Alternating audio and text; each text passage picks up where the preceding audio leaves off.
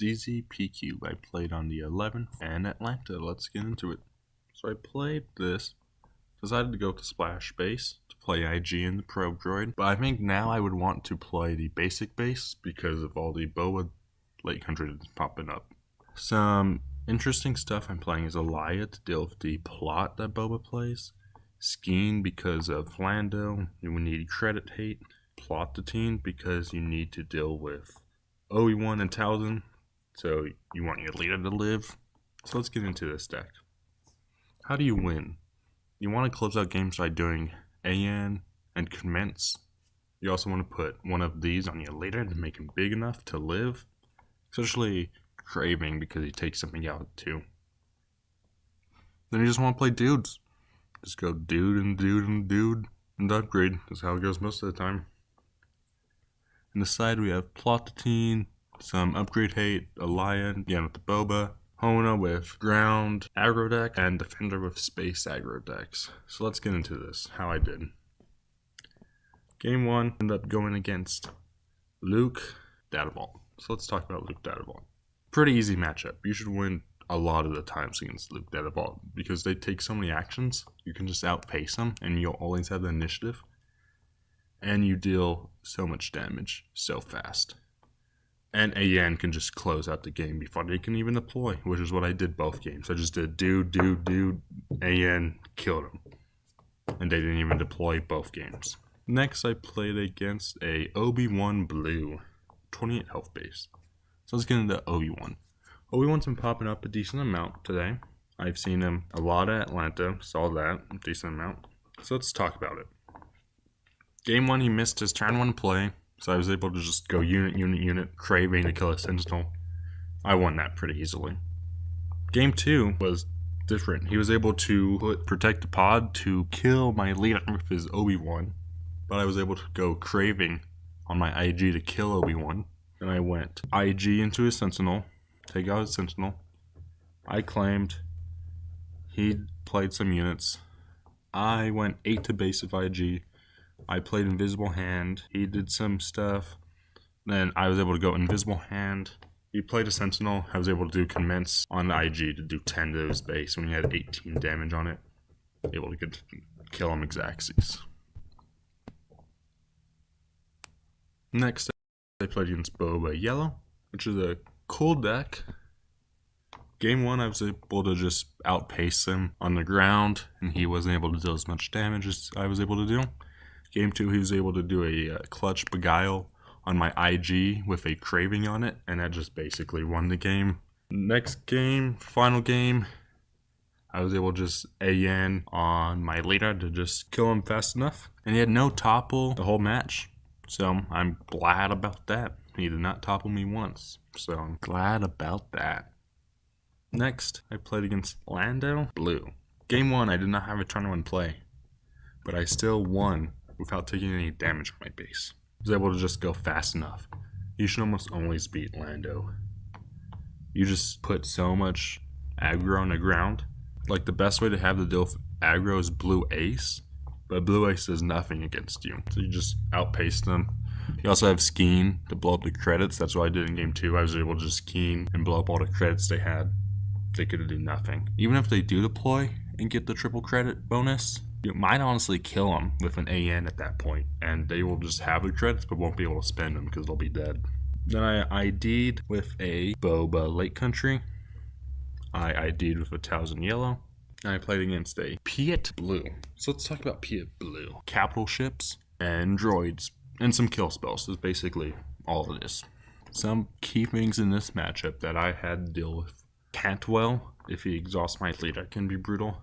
A Salvo can be brutal. And then the Sentinel shield is pretty messed up. At least can be. So how does this matchup go? Game 1, I played BT. He played Code. I killed it. He played Lats with a shield to kill my guy. I played Triple O. He claimed. He went 2 into my Triple O.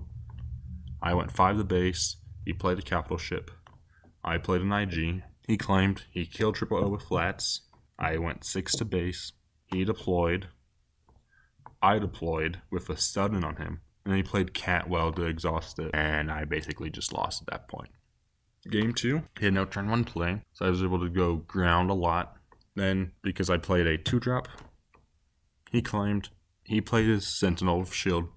I dealt 1 damage to it and popped the shield with the 1 cost event. I played a 2-drop, I went base, and at that point, it's in such a good spot. They have nothing in play and you have 2 dudes. I was able to just easily deal enough damage to his base. Last game, what happened, he had a clutch lats. Then on turn 6, when he had 6, I put it so I would kill him in space with Invisible Hand and kill him on my leader in an IG attack.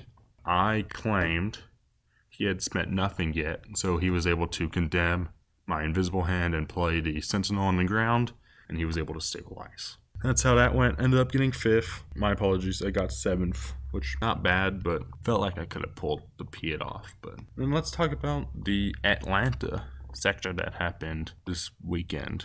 So Eclipse showed up this weekend with the Lando Lake Country deck. Let's take a look at this Lando Lake Country deck. It's pretty cool, but I think I could beat it. Okay, so this deck, let's watch this. That's pretty cool. I like that a lot. This deck is pretty sweet. Go with Lake Country so you have a lot of health. You can close out games with AN. So you do have a couple misses, but AN just is that good. You'll play it.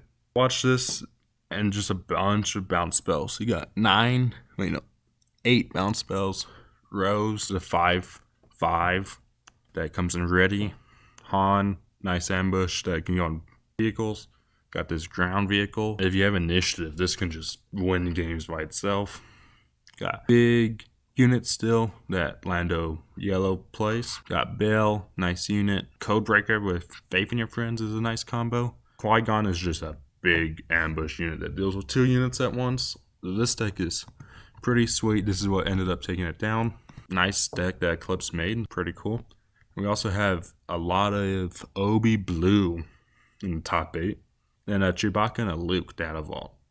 So let's talk about it. I think I have a good matchup into Lando Lake Country just because they do have bounce spells, but I think we can outpace them and kill them when they can't deploy. Well, they probably will be able to deploy, but we'll have like 27 damage on base, so we'll probably be able to kill them by then. The only problem is we don't want to get hit by the bounces. So the upgrades kind of suck in this matchup. Unless we put them on our leader, then it becomes good. But we don't want to get got by all the ambush they have. And then if they go Codebreaking and Faith in Your Friends, that could be messed up. But if we get HK is pretty nice. So yeah, this is the deck. Let me get back to my deck. This PN.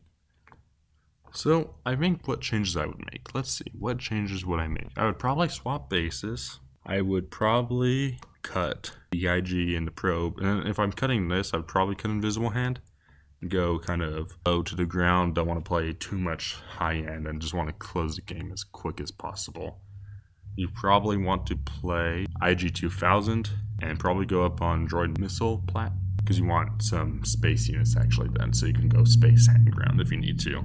Probably go up on Leia. Definitely go up on Skiing because of that Lando Lake Country deck. That's going to be popping up a lot. Still like the upgrades. I can see going up on the Commence then. The side, you would cut the Hona and the Defender to add some. Probably could add Invisible Hand to the side. So yeah, this is the deck. And this is what I played and got 7th. So I hope y'all guys have a good one. I'll see you next time.